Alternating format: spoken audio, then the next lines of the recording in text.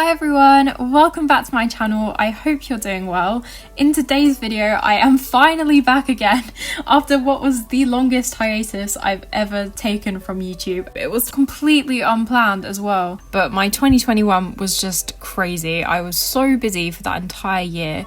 And I feel like I do owe you guys an explanation. So basically for all of last year, I was working at an animation studio on a show called Pip and Posy, and I was there for the entirety of that first season. So for the entire months we were working on it, I had absolutely no free time to make any videos, and also I felt really creatively drained when I was done with work. So I didn't draw much last year at all either, which was really weird as someone who's been drawing their entire life. So yeah, that's basically where I disappeared to. As things have sort of calmed down in my life and I actually am starting to have free time again, I finally have time to start making videos and returning to YouTube. So I'm really excited about that, but I did feel an immense amount of pressure about coming back and what video I should make. And I was totally overthinking it, and I was thinking, oh my goodness, I feel like I need to come back with something really big. But in the end, I just decided, you know what, it would just be fitting if I do a Draw This Again video. They're some of my favourite videos to make, and I know that you guys like them as well. So I thought I would go back and pick a Draw This Again piece that would have actually been an old video. So the piece that I'm redrawing today is called Mermaid and Fairy, and it's from August of 2015. So I would have just turned 16 around that time. And I did watch the original video just to try and get some insight into my thought process behind why I actually created the drawing in the first place.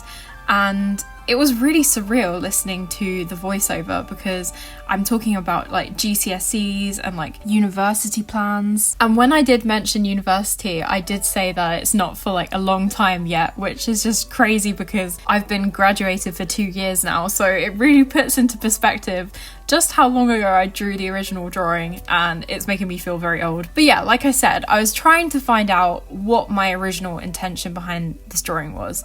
And I said in the video that I kind of left the expression vague and the story vague because I wanted to leave it open to interpretation, which, looking back on it now, I don't think that was correct at all. I think I was probably just making that up, and I actually couldn't really be bothered to make a story behind it.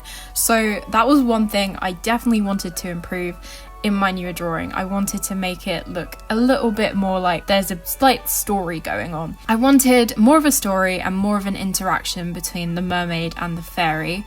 I also thought that the fairy could have a better silhouette, because she's floating in the air and she looks really quite stiff in the original, because she's got both of her arms to her side and both of her legs just completely straight down. So that's something that I tried to improve as well. I thought the mermaid could have maybe a slightly more interesting expression than just a slight smile, and also I wanted to make the background a little bit more convincing. In the original piece I went for a sunset, but I decided to go for a sunrise because I thought it would be a little bit more fitting. And then the final thing I wanted to improve was the rock and the waves, because I thought that was going to be a real challenge for me to paint, especially the rock. I don't paint organic things like that very often. And through working on this drawing, I realized it's something I need to practice, because I found it way too difficult. I literally had a breakdown over that rock. It was driving me insane. But I'll talk about that more later when we get to the rock painting part. Now, the weird part about this redraw is that I actually started it in 2020, and I intended to finish it back then, but it's something that I left unfinished and totally forgot about. And I found it again recently, and this was when I was trying to figure out what video I wanted to make. Seeing as I already had a base kind of started for this painting, I decided I would just rework the 2020 redraw and keep going with it. But immediately there were a couple of things that were bothering me, and of course it's been 2 years since 2020, and whenever you look at things with a fresh set of eyes, you kind of notice things that are off about it. Some proportions are incorrect, etc. So the biggest thing that stood out for me was her arm, and shout out to my sister for being my reference for this drawing. I literally had to get her to sit in the bath and pretend she was reaching out towards a fairy. And although in 2020 I did keep it very close to the reference, and the arm does look very long in the reference picture. I think that is just the result of like foreshortening. It just doesn't look natural, and also I didn't take into account like actually stylizing the arm and making it look like it actually fits the character. So as soon as I started painting over the 2020 version, I made sure to fix the arm and make it a lot smaller because it was just way too long. Another thing that was bothering me was just the entire face.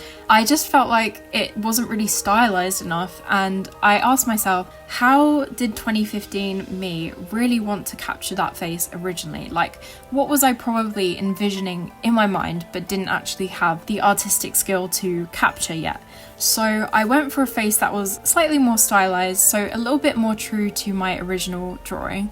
And I also changed up the expression from a basic kind of smile to more of like a sort of like open mouth. It's sort of meant to be a look of wonder, but not too exaggerated. My reasoning for this was that when I was trying to figure out what the story could be, I thought it would be really nice if maybe the mermaid and the fairy are like long lost friends and they've finally been reunited, and maybe the mermaid has been swimming for a really long time to search for her fairy friend, and this is the moment when they are finally reuniting again. And that's why I thought it would be nice if she's like reaching towards her and looking up at her almost in like disbelief. I thought that would be a really sweet story and kind of add a layer to it that I didn't have before.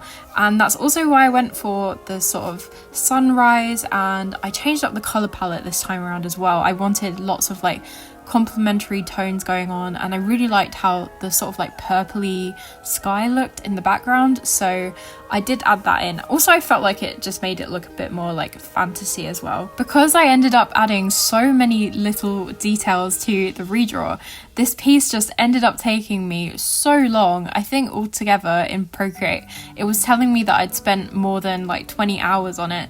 And as I was nearing the end of the painting, I was kind of getting to a point where I was thinking, oh my goodness, I just want this to be done now.